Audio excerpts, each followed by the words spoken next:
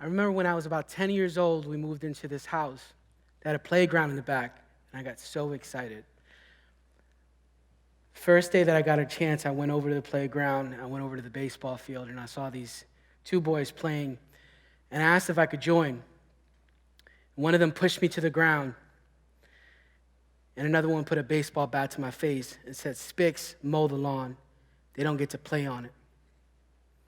I remember even at that age thinking to myself that in my life I'll always be seen for my outward appearance, that somehow my features and my skin color were a defect. I remember not feeling safe in that space.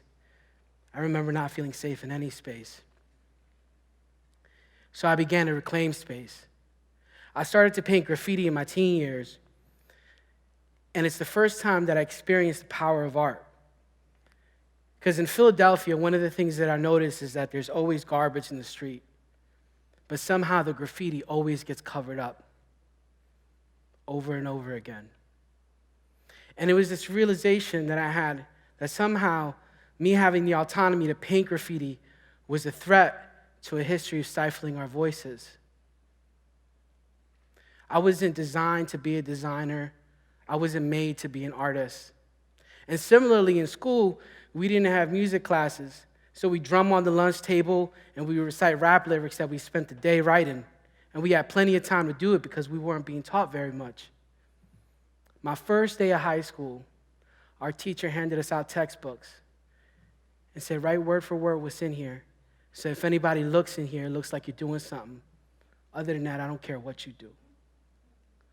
I remember being lost in high school. I was lost afterwards.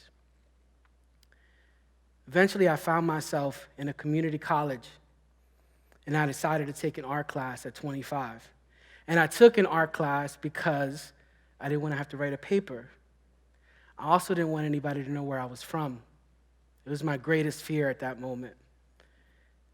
And when I first came to the class and I sat down, I was struck for the first time in my life being in a class made up of mostly white people. And I thought that at any moment, somebody might tap me on the shoulder and say, "Excuse me," and walk me out.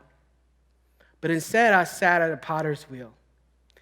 And as the wheel started turning, it reminded me of my father's wheel, his bike tire, turning, going from Philadelphia to New Jersey every day.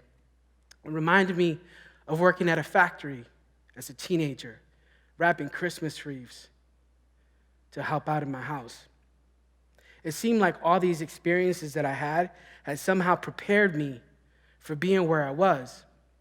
What I wasn't prepared for was how the people around me would look and treat artwork. See, anything that was broken, anything that had a hole in it, was thrown away. But where I come from, we realize that people and things are broken. People have past. People make mistakes. So we're not so quick to throw things away. We're more empathetic, the kind of people that you want to be around. And it's that experience that made me realize that coming from where I did was my greatest asset. One of the first things I made on a potter's wheel was a fire hydrant soap dispenser to commemorate when my father and I once showered in the fire hydrant when the water got shut off.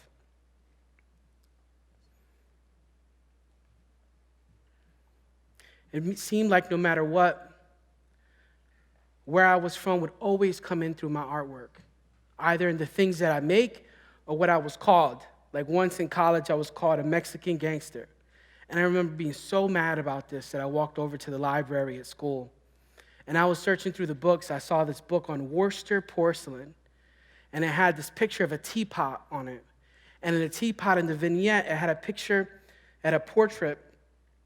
And I thought to myself, what if I put my face on this pot? What if I put my face in a place that didn't belong? That was a moment of realization for me that I had the autonomy to not only create these objects, but to reference and commemorate where it is that I came from. Years later, I found myself in graduate school at Penn State. And again, I was looking at the self-portrait, and I started to carve, and I realized that it looked just like my brother, and my brother was incarcerated at the time. It was so difficult to go to school when somebody you love so much is locked up. And I decided to make 2 of these portraits, and I made these cups that sat on top, and when you drink from these cups, the drippings will fall onto the heads. That's how I felt. And I had to give a talk on my work, and I remember being so nervous, the same nerves that I had when I was going to school and decided to apply for art school, because I didn't want anybody to know. But instead, I went back to the classroom. I went back to drumming on those tables, and I stood in front of my sculpture, and I stood in front of the graduate program, and I said, my brother's locked in the state pen. Me, I make art at Penn State. You see, I'm a potter, I make plates. He's in jail, he make plates. You see, I tried to be a student. I got home, I opened my cupboards, and all I saw was stew. Then I turned around, I got smacked, and all I did was stew. Then I thought I'll join the synagogue. But when it came to church, I just saw its walls cracked by cinder blocks, and words went over my head like a cinder shot. And being fat leaves this world disappointed like a sinner's pop. I thought I could be a veteran. But when it came to war, I just saw my pearl jam like that veteran man. Gunshots keep me up late nights like Letterman. Then I can't be no Christian. I get confused who to thank for these pots that I'm pissing in. Listen in. Because now, not only do I have a pot to piss in, but I could make it myself. You see, it took all the courage in me to be able to share that. And one of the first things I heard was, don't do that again. Your work has to speak for itself. Another criticism was, can you do that without rhyming? And all these criticisms, in addition to being invalidating, what they did was make me always have to reach for what somebody else and how somebody else sees the world and what they want. That would always leave me behind. And it was at that moment that I realized that I needed to represent where it is that I come from. I couldn't hide away from it anymore. You see, the study of anthropology looks at ceramics to tell us about cultures in the past, what people were eating and drinking and how culture was. So I thought to myself, if that's true, ceramics last thousands of years.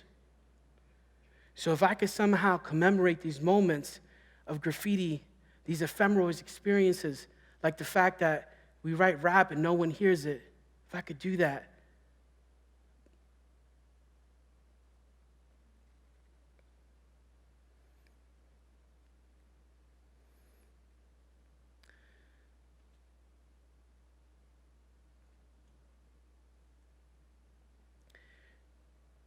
So I decided to start putting faces on work. And I had this moment where I sat outside and I set up a pottery wheel because I wanted to make being a potter part of the visual landscape of the community I grew up in. I didn't want people to forget that we come from a lineage of potters, of weavers, of poets. What I didn't expect is to teach somebody who I just saw dealing drugs how to throw a pot in the middle of the street. And then how his face lit up like a kid again. You see, there's a lot of things that I learned since being an artist.